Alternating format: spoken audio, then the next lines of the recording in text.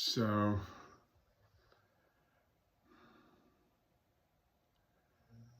I was contemplating how all the different contemplative traditions that I've studied, and studied most of them, I think most of the major ones, pretty extensively over many decades now,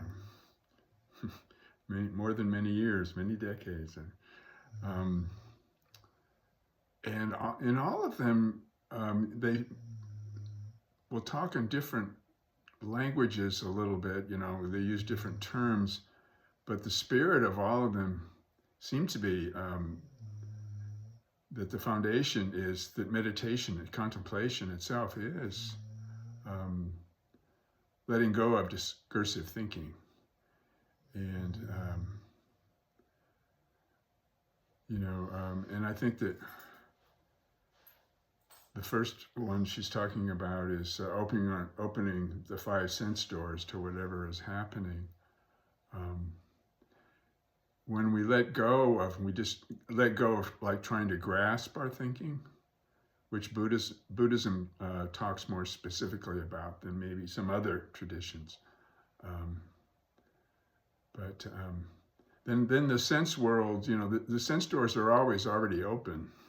They're always flowing, we're hearing, seeing, thinking, and feeling all the time.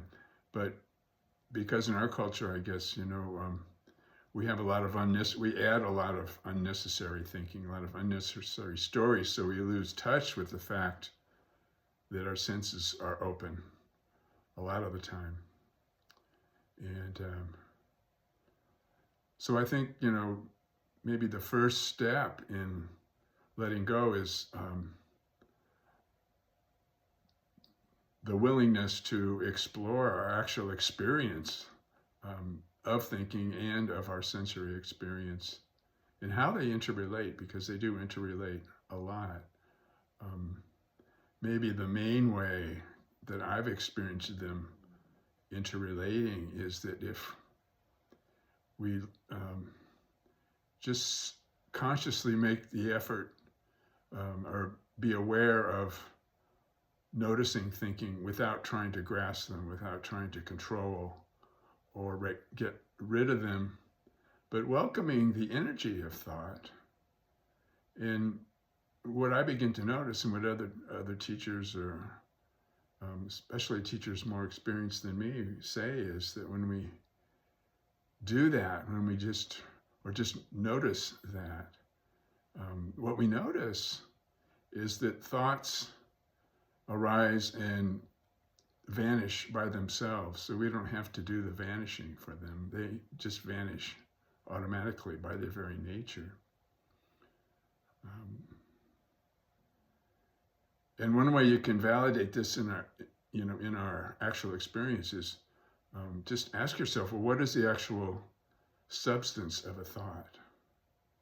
What is a thought really made of? Joko Beck, the great woman Zen teacher, said, thoughts are impersonal energy fragments arising and dissolving in our awareness all the time. And we can't grasp them, So not trying to grasp them is a big part of that, is realizing we can't grasp them. They're not graspable. Just like our experience of seeing, hearing, thinking, seeing, hearing, and feeling is also not graspable in the same way. In other words, we can't really say what it is. We try to label it. In our grasping and our trying to grasp, we try to label it, but we can't. And I'm always reminded when I'm on this topic of Thay's quote about reality or suchness. He says, reality as it is called suchness. Suchness means it is like this. You can't describe it in terms of notions or thoughts, especially thoughts of birth and death, being and non-being, coming and going. No word, no idea, no thought can describe reality. The reality of a table, the reality of a flower, the reality of a house, the reality of a living being.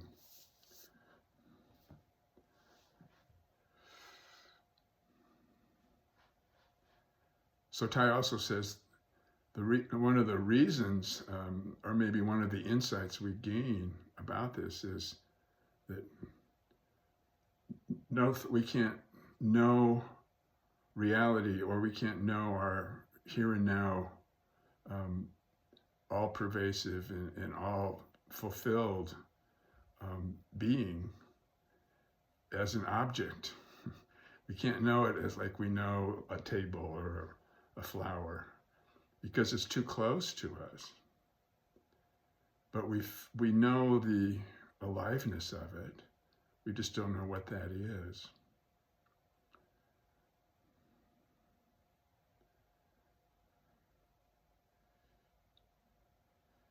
So in exploring thinking, and asking, well, what is the actual substance of a thought? And when I ask myself that, what is thinking? And there's silence. There's nothing found. Has anybody ever actually found something? That you have the experience of a thought. And when you ask what is thought, you experience thought. But what is that? I think Joko's impersonal energy fragment is pretty accurate. It doesn't tell us what it is, but we can see that it doesn't, we all have them, so thinking isn't essential or any more essential to any other person than it is for all of us human beings. So it's impersonal in that sense. And there's an aliveness to it. It tends the energy of a thought, that energy fragment. It blends in with the energy of sensations or seeing and hearing.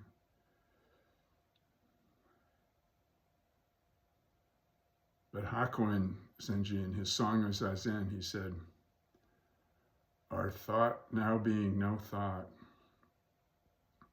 our dancing and song are the voice of the Dharma.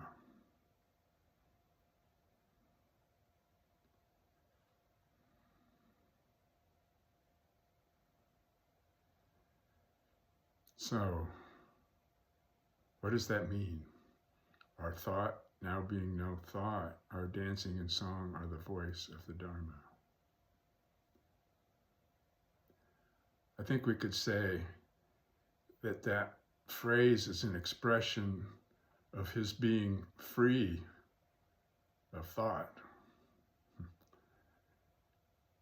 His dancing and singing is the voice of the Dharma when thinking is not thinking. What does that mean? Two things, to me it means two things. One, we don't know what the hell thinking is. How do you know it's thinking? Thinking isn't what we think it is, so we don't know what it is. All you can think about what it is more thinking. It doesn't tell you what thinking is. So, I've been over this too many times. And I'm using up all my time on this. So. What else could we say? Okay, so don't let thoughts stick is the second one. I'll say a little bit. Do thoughts really have the ability to stick? The thing is, in the Yogacara school of Buddhism, they talk about phenomena, the imaginary nature of phenomena. And our thinking that thoughts have the power to stick is of the imaginary nature. Because if we look at what our experience of it is, even though we have no idea what it is, they don't stick. They just show up and they're gone in a flash. So the sticking is our belief. And if we believe that thinking has power over us, if we give it that power, then it will appear that they can stick, that they are sticking, and that they can control us. So the practice of not thinking really is about leaving our thoughts alone and noticing that Leave your thoughts alone, they leave you alone.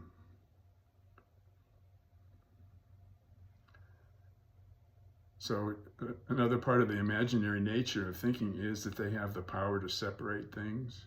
A thought has the power to separate us from each other, or the world outside from the awareness we are right now. That they have the power to confine things or limit things.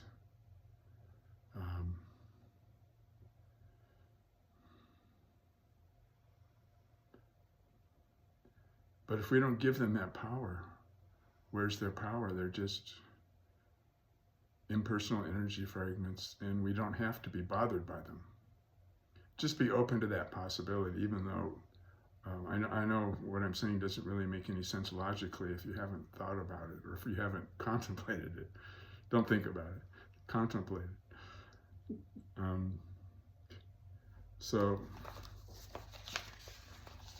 But if we explore the nature that way, that in itself, if we don't try to grasp thoughts or turn away, avoid them, and just leave them alone, then that is in itself could be the third letting go of opinions and judgments. If we do that practice over and over again, we notice that thoughts arise and disappear on their own. So that in itself is the letting go. That we don't do the letting go, but it's the letting go of the nature of impermanence. That opinions and judgments are impermanent. And opening the hand of thought, that's an interesting one.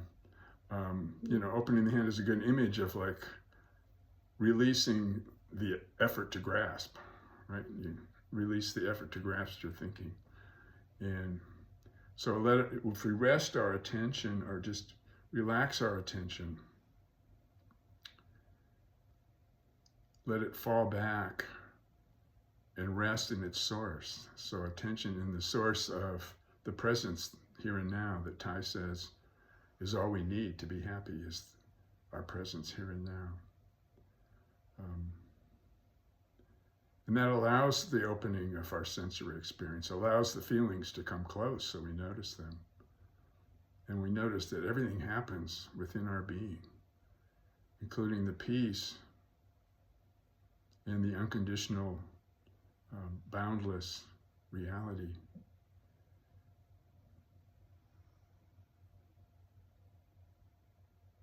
That is the most intimate experience. The most intimate experience of our being is that recognition of our shared being.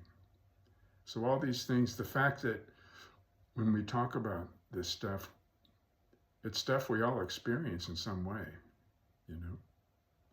in our actual experience, and we can validate it through meditation. We can validate that this is what Buddha was talking about when he says, I and all beings together attain the way. So the most intimate experience, the realization of our intimacy, the depth of our intimacy with all beings is what relieves suffering and opens the possibility that suffering can be accepted and ended in that way. So I'll stop there. Thank you. Thank you, Roger. Beautiful. So I remember this childhood taunt. I'm rubber and you're glue, and everything that you say bounces off of me and sticks to you. Did you ever hear that one before? Doesn't sound too pleasant, mate. It's a taunt. Yeah, right. In the middle of an argument, yeah. Right. I'll say it again. I'm rubber and you're glue, and everything that you say bounces off of me and sticks to you. The sticking reminded me of it. And I love this. There go the thoughts. Yeah, you can use that as your breath. Like that's Kwang Roshi had a saying that I've probably mentioned in here quite a few times, is breath sweeps mind. So yeah, the energy of thinking it's already happening, and we can just be aware of it and join it and have the peace of letting our mind rest.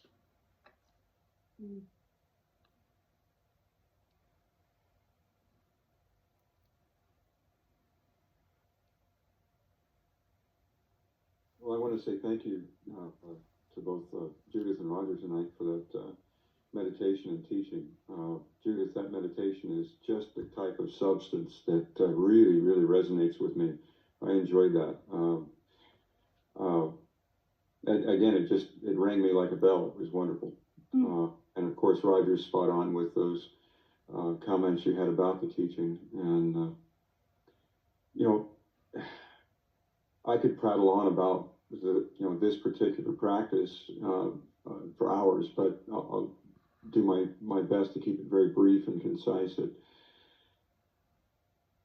In AA, we say that resentment is the number one offender, but for me, in my experience, that my attachment to or my intoxication with conceptual fabrications or thoughts about reality is the number one offender, because the more I attach and invest in my thoughts about things as opposed to letting those go and become secondary to my experience of what's actually going on, the more I invest in my thoughts and my conceptions about things, my opinions and expectations, the greater the gap becomes between what's really going on and what I think about what's really going on.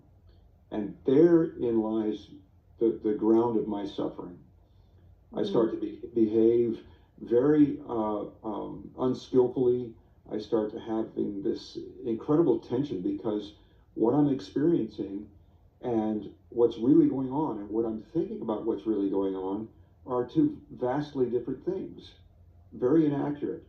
And it hurts and it's frustrating. And I try to preconceive things, and this is what this type of person is, and this is what's going to happen, this is right, this is wrong, and I can get so caught up. My head becomes like this incredible foundry where the raw material of what's going on is received through my eyes and my ears and what my other senses, and I fabricate thoughts about it.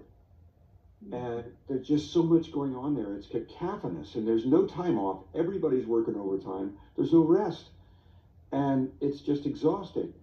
And I really need to take time to punch out and step back from that and just say, you know what, we're closing the factory for a while.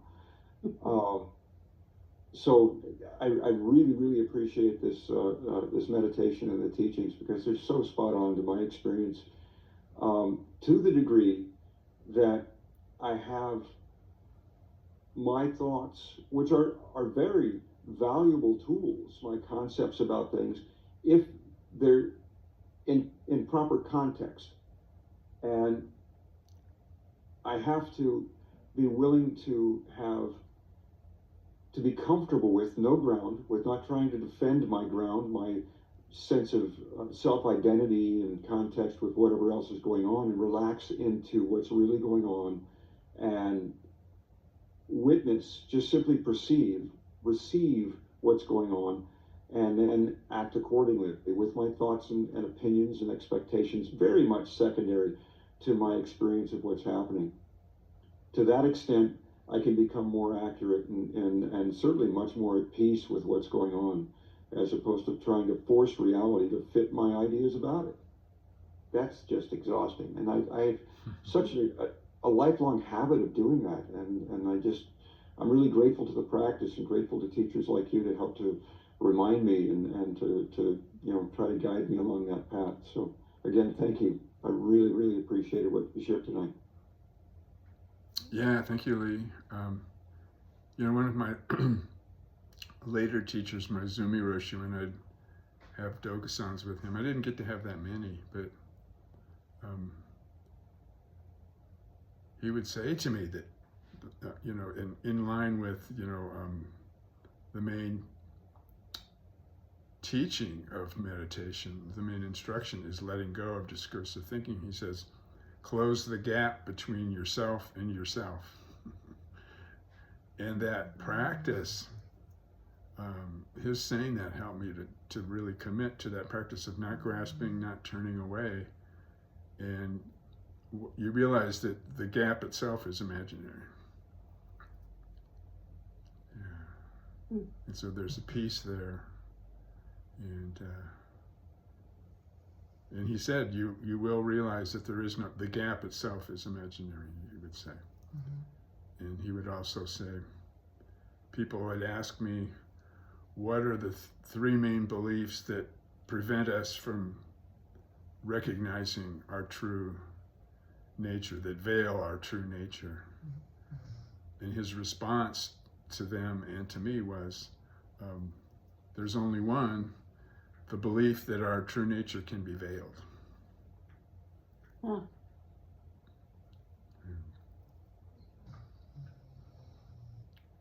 So that, and another way to say it is realizing that is the letting go.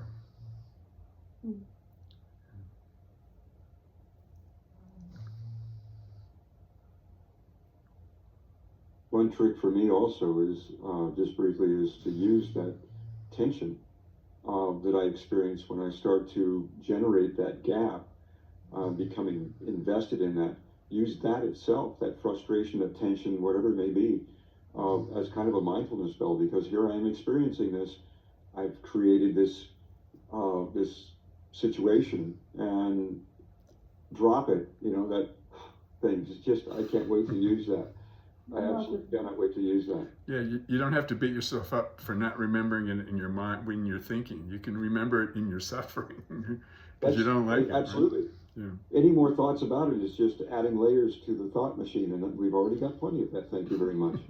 You know. Yeah. We're like dogs on a bone. That's sticking. And the bone isn't real. Yeah. Imaginary real. bone. Yeah. You put Bodhi to sleep tonight, Judith, with the meditation, so thank you for that.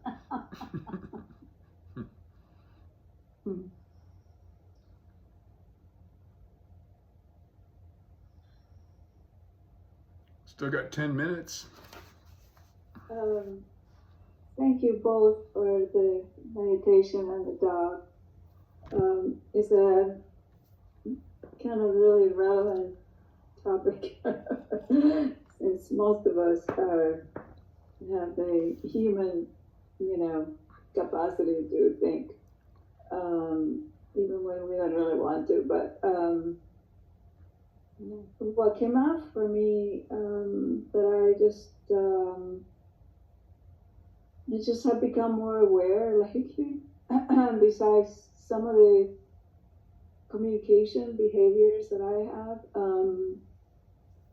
that I've been probably all for some time, and I sometimes you don't even realize some of the things that you do.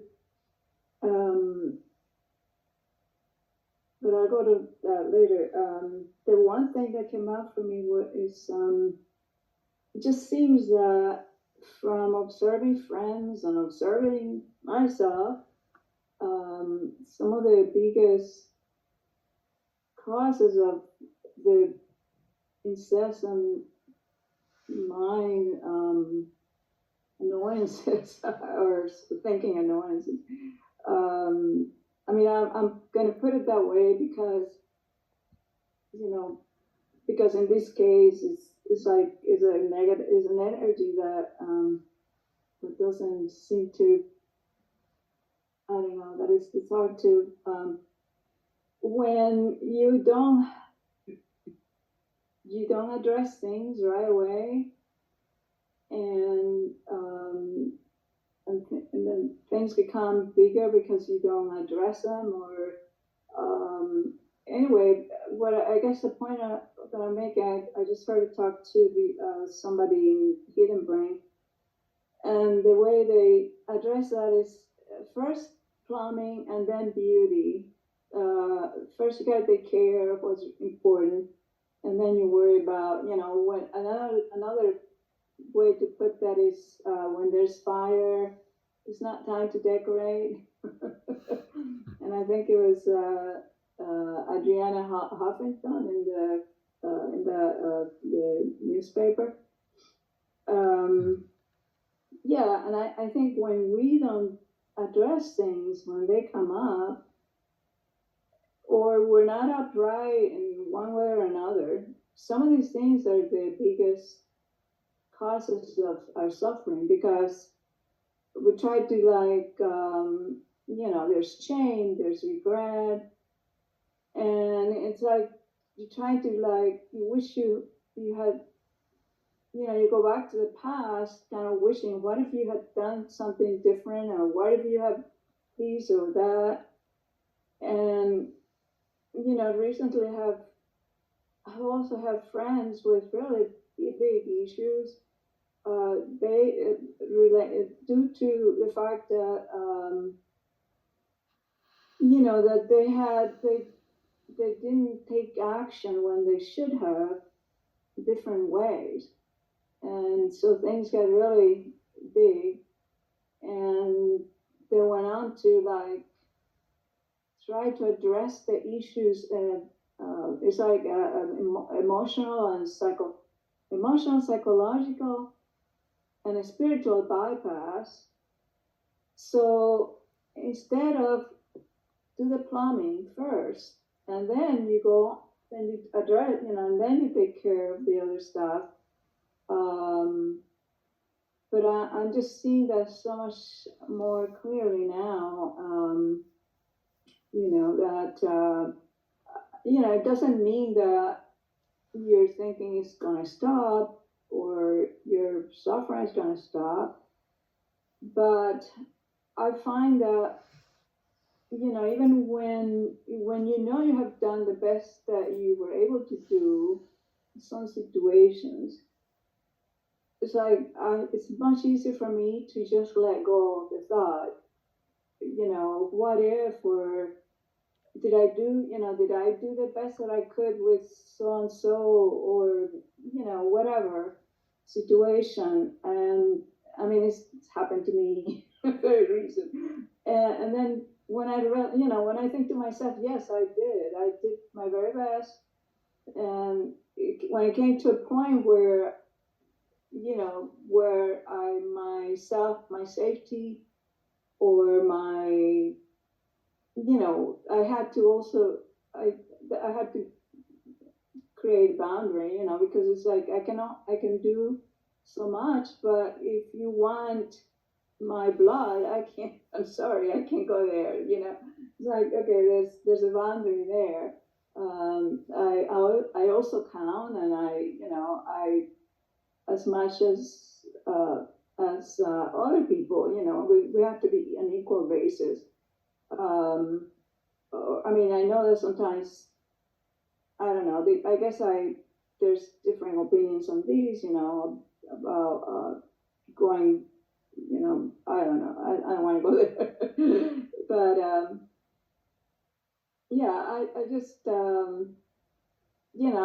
I'm just thinking that for me anyway, when I have a clear mind, in terms of that I have done my very best in situations, it's just much easier to let go of the nagging of, the thoughts and trying to figure things out and so forth, Anyway, but can't remember what else. Yeah, what you were saying about, I can't remember the name of the person who drew the meditation. I tell myself stop when I have thoughts that I'm getting caught up on. Instead of it's like stop, and that helps sometimes. Drop it, right? Yeah, instead of drop it, I stop. Yeah, very similar. Yeah. Very similar. And then, I think with meditation, if we follow the teaching here, we're able to more fully receive the energy of the situation we're in before we try to do something. But so not trying to grasp it, and own it, which is a way of separating ourselves from it, and not trying to avoid things. Well, if we really train in that way, then an appropriate response based on the reality of the situation is more available, which I think is what you're part of what you're talking about. Yeah. Mm-hmm. Yeah.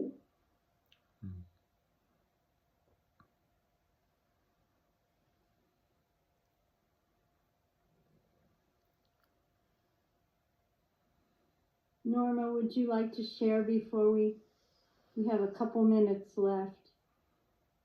Yeah, thank you both so much for the meditation and also, Roger, your wisdom.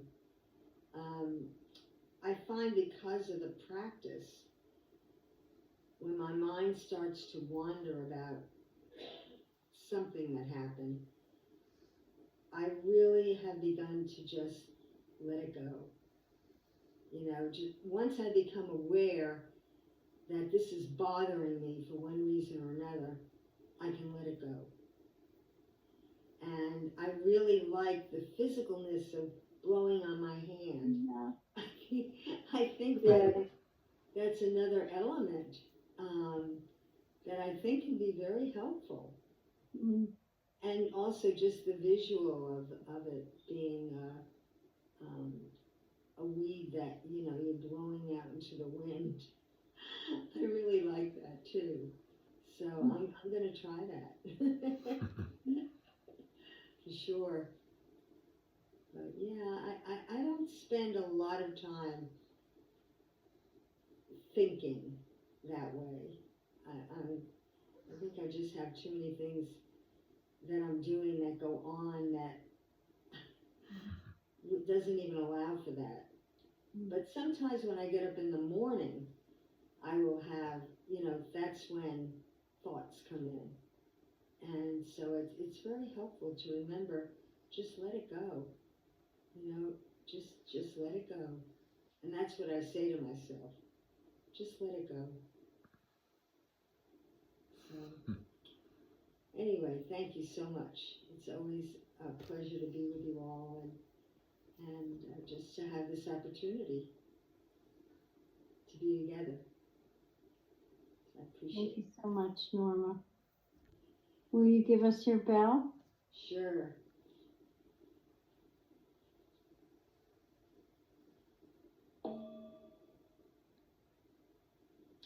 May the merit of this practice benefit all beings and bring peace.